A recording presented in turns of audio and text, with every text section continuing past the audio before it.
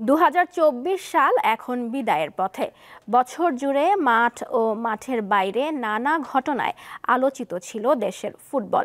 দ্বিতীয়বারের মতো সাফের রানী হওয়া বাফুফের সভাপতি হিসেবে কাজী সালাউদ্দিনের 16 বছরের রাজত্বের অবসান কিংবা কিংবদন্তি জাকারিয়া পিন্টুর প্রয়াণ আর বছরের শেষ দিকে হামজা চৌধুরীকে পাওয়া, এসব গল্প নিয়ে এক নজরে দেখে নেওয়া যাক কেমন কাটলো 2024। 2022 সালের মতো এবছরও দক্ষিণ এশিয়ার টুর্নামেন্ট সাফ চ্যাম্পিয়নশিপে অপরাজিত চ্যাম্পিয়ন হয় সাবিনা ঋতুপর্ণারা। ব্রিটিশ কোচ পিটার বাটলার ও সিনিয়র ফুটবলারদের দ্বন্দ্বের পাশাপাশি মেয়েদের বেতন বকেয়া সব আলোচনাকে ছাপিয়ে মাঠে সেরাটা দিয়ে আবারও সাফের রানী হয় বাংলাদেশ। দেশে ফেরার পর তাদের দেয়া হয় ছাদ খোলা বাসে সংবর্ধনা। সিনিয়র নারী দলের পাশাপাশি বয়স ভিত্তিক পর্যায়ে ও দক্ষিণ এশিয়ায় চ্যাম্পিয়ন হয় বাংলার মেয়েরা। ঢাকায় সাফ অনূর্ধ্ব 19 নারী চ্যাম্পিয়নশিপে মহানাটকীয় এক ফাইনাল শেষে ভারতের সঙ্গে যৌথ চ্যাম্পিয়ন হয় বাংলাদেশ। এরপর নেপালে সাফ অনূর্ধ্ব 16 নারী চ্যাম্পিয়নশিপে ভারতকে হারিয়ে শিরোপা জেতে বাংলার বাঘিনীরা।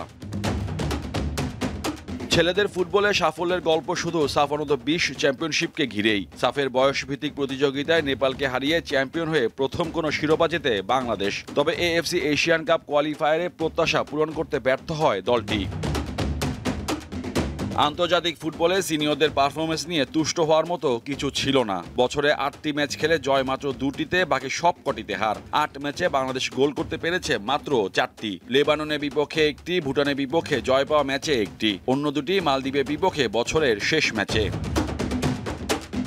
2008 থেকে 2024 4 মেয়াদে 16 বছর বাফুফের সভাপতি হিসাবে দায়িত্ব পালন করেছেন দেশের ফুটবলে আলোচিত সমালোচিত কিংবদন্তি ফুটবলার কাজী সালাউদ্দিন। 5 আগস্ট রাজনৈতিক পট পরিবর্তনের পর সভাপতি পদ থেকে সরে দাঁড়ান তিনি। মিসআন্ডারস্ট্যান্ডিং হয়েছে, এটা হইতেই পারে। অংশ নেননি বাফুফে নির্বাচনে, ফলে দীর্ঘ সময়ের পর নতুন সভাপতি পায় দেশের ফুটবলের সর্বোচ্চ সংস্থাটি। আগামী 4 বছরের জন্য সভাপতি নির্বাচিত হন তাবিত আওয়াল। স্বাধীন বাংলা ফুটবল দলের অধিনায়ক জাকারিয়া পিন্টু 18 নভেম্বর ইন্তেকাল করেন। মুক্তিযোদ্ধার স্বীকৃতি পাওয়ায় পিন্টুকে দেওয়া হয় guard of honour. Mohammedan club BAFUFE ক্রীড়া মন্ত্রণালয় তাকে শ্রদ্ধা জানায়। দেশের ফুটবলে বছরের শেষটা হয় সুখবর দিয়ে। প্রায় 1.5 বছর পর ইপিএল এ ক্লাব লেস্টার সিটিতে খেলা বাংলাদেশি বংশোদ্ভূত হামজা চৌধুরীকে নিয়ে কাজ করছিল বাফুফে। অবশেষে বিজয়ের মাসে ফিফার তরফ থেকে সবুজ সংকেত পান হামজা চৌধুরী। তাতে বাংলাদেশ দলের হয়ে খেলতে আর কোনো বাধা রইল না তার।